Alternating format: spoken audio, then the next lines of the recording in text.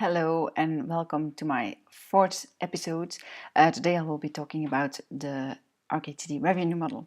So there's a lot of questions about the revenue model. So basically it's as simple as this. We want the people using Arcade City to have as much benefit from their added value as possible.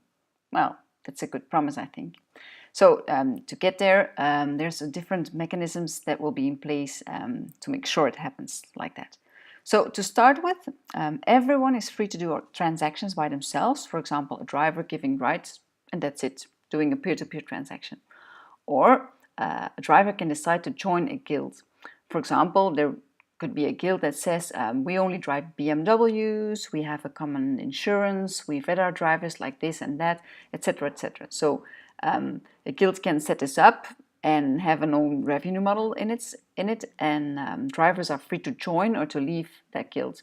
So it's really a common effort for the guild and the members of that guild to make a fair and good working guild.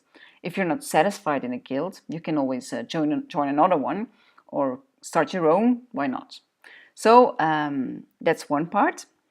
And then apart from that, from the possibilities of these guilds, on every transaction made in Arcade City, a 5% fee will go to the Arcade's treasury. And here's the really groundbreaking thing. This treasury has a maximum revenue. Once this is reached, and we're talking about a maximum revenue of Arcade tokens, an equivalent of $10 million for the second year and $10 million for the third year.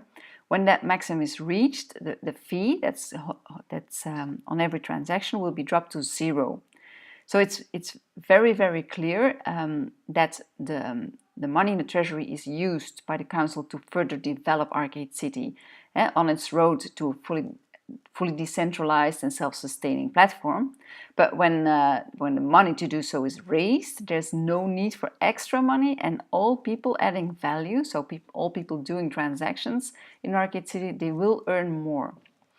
So because of this totally new way of approaching things, we strongly believe people will be very keen on working for in Arcade City.